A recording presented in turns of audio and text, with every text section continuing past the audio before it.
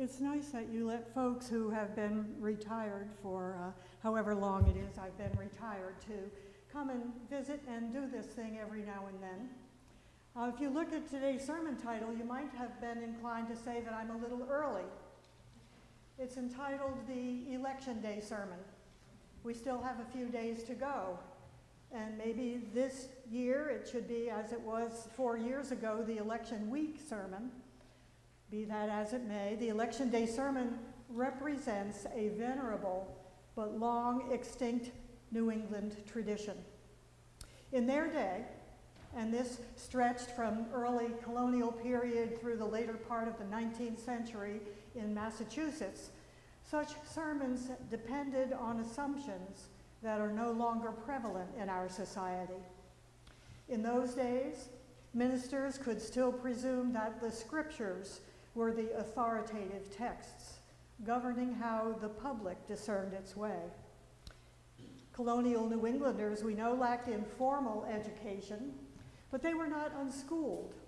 It was often through the sermon that New Englanders were introduced to ideas and arguments that were well researched and rigorously presented and defended by the often most well-educated, well-read residents of the land, the clergy.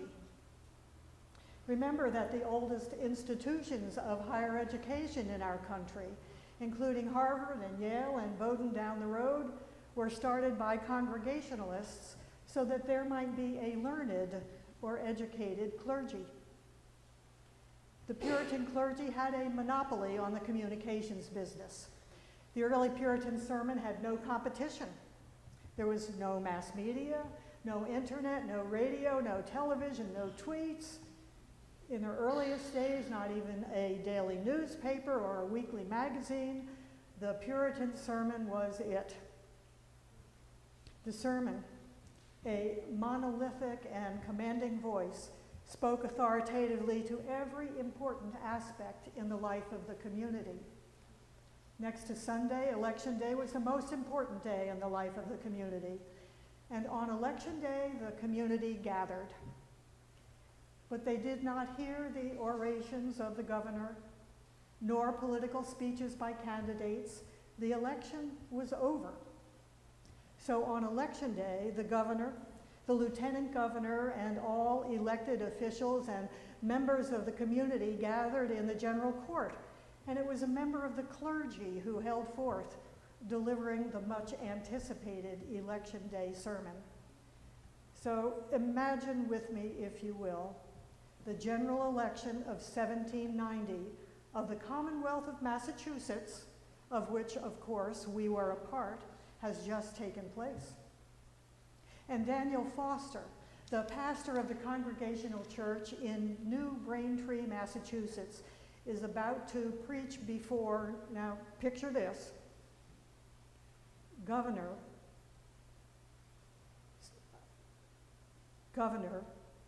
John Hancock, Lieutenant Governor Sam Adams, the Honorable Council, the Senate, and the House of Representatives of the Commonwealth. They're all right here in the front pew.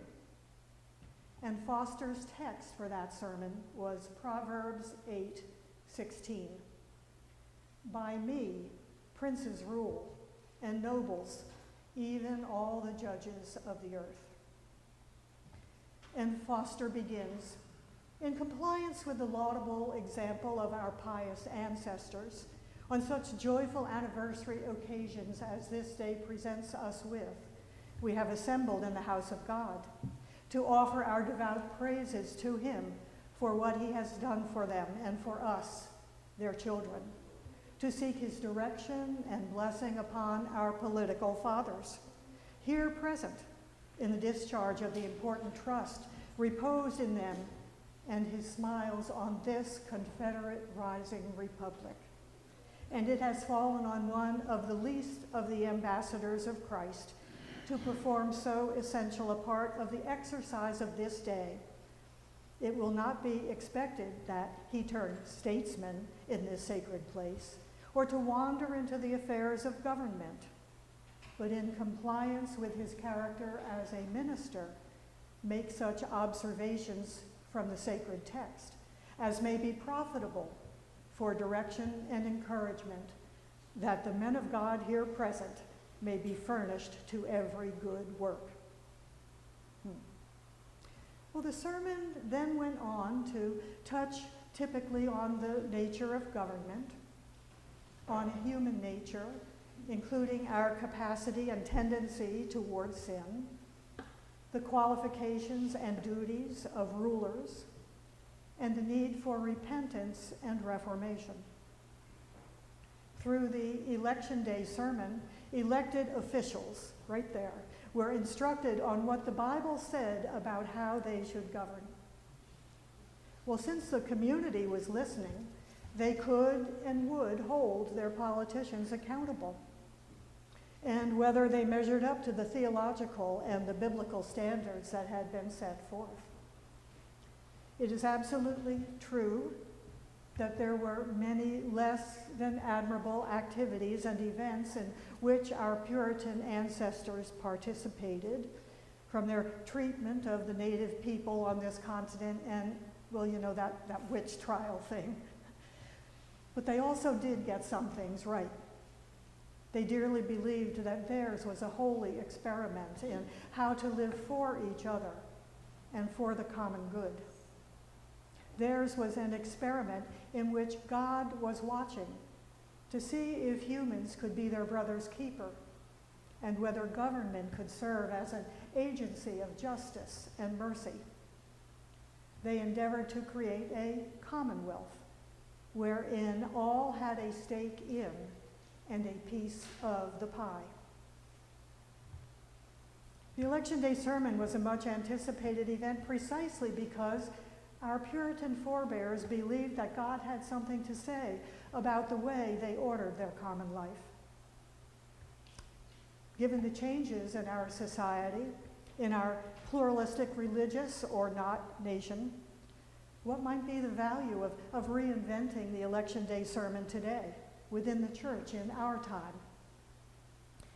Well, Mark Burrows was Andover Newton's professor of the history of Christianity when he offered this answer to that question.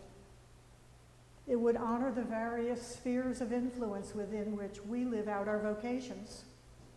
It would refuse to divide the religious and the secular, and uphold the integrity of our political commitments as expressing our faith. It would invite conversation and action regarding what living in a commonwealth entails, to recall the central idea inherited from our Puritan forebears, a model of society where sharing by all might come to mean a scarcity for none. It would remind us that the primary covenants governing Christian life in community extends Christ's hospitality as an expression of his extravagant welcome of outsiders and his call to love even our enemies. If we were to revive this venerable tradition, Election Day sermons would offer instruction to all. It would challenge those committed to specific public platforms to rise to the high responsibilities of office. They would explore the responsibilities falling to all of us in the conduct of our public life and how such things give concrete and political expression to the church's faith. Now, we are not in Puritan New England anymore, and thank God for that, but as a Christian church, we have a right and a responsibility to bring our Christian faith to bear upon and to inform our role as citizens.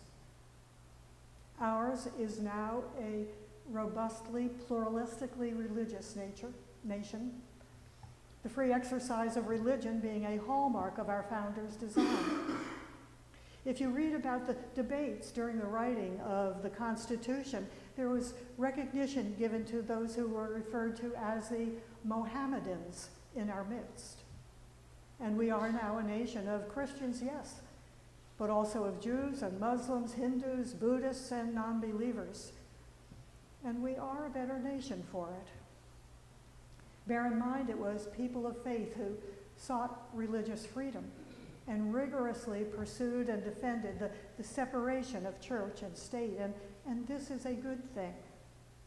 But let's not throw out the baby with the bathwater. It was also people of deep faith who, from deeply rooted Judeo-Christian ethic, called this nation to account for its sins of racism and discrimination and neglect, and who called us to corporate accountability for the plight of the poor. People like Frederick Douglass and Sojourner Truth and Dorothy Day and Martin Luther King Jr. Well, today, 16 days before this year's election day, no one wants to turn the clock back to Puritan days. Believe me, those sermons were often 1 or 2 hours long. And this has been a particularly troubling election season. So what might an election day sermon be like in these days? Well, we might look back even farther than the colonial time, right back to the time of Jesus, to hear again Jesus' inaugural address, directed at both the elected and the community of voters.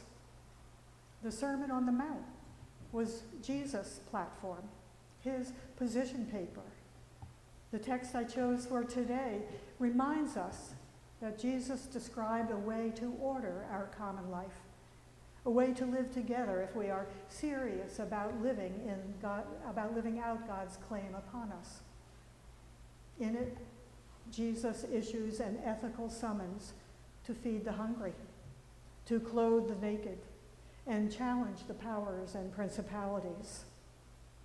All too aware of our human propensity for indifference to the plight of others, Jesus defined a way of life that is fundamentally oriented not to the I with whom we are each so absorbed, but to the thou, the neighbor, the other, the foreigner, the stranger.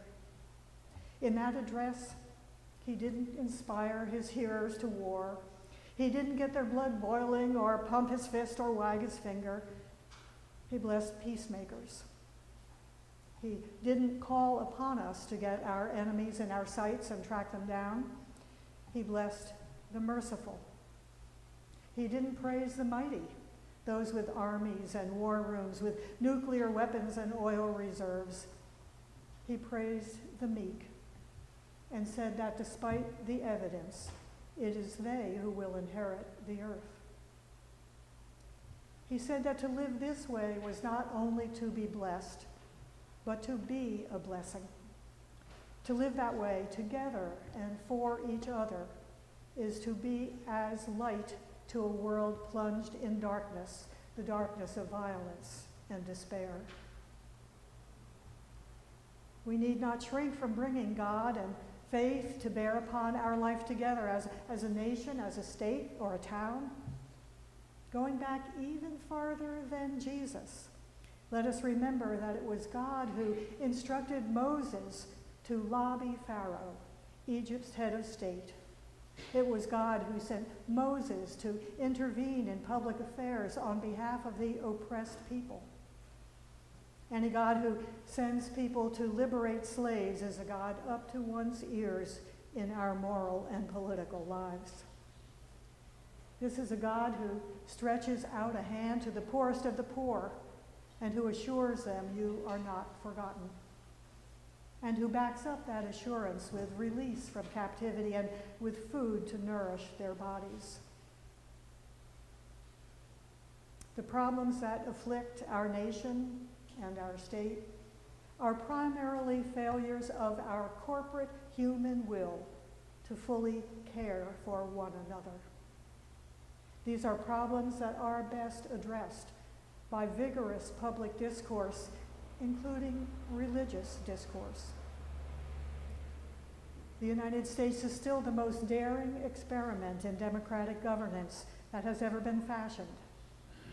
Trusting in God, our will and responsibilities are equal to its continuing potential and promise. Remember, that the whole community was gathered for the Election Day sermon, not just the dignitaries seated in the front row. And the message was for everyone. And so this sermon will end as it began, with the conclusion of the Reverend Daniel Foster's Election Day sermon from 1790. 1790. You will remember that government came into the world on the same benevolent errand its divine author did, not to perplex and destroy men's lives, but to enlighten, reform, and save them. Be not unmindful that the eyes of God are upon you in your public capacity. God observes what attention you pay to the concerns of the public, to the widow and fatherless, the poor and needy, and the cause of virtue and religion. To God you are accountable. Let your compassion to the poor resemble that of the God of mercies. Guard against pride, covetousness, and a disposition to bind heavy burdens on the people. Lay aside party considerations and private designs, and do that which you can answer to God and the people, and then you will be blessed, and a blessing of many ready to perish will come upon you. Let this great and attentive assembly, he said, call to mind the duties they owe to God and the world, and the obligations they are under to the faithful discharge of them. We wish you divine direction and a blessing this day out of the house of God.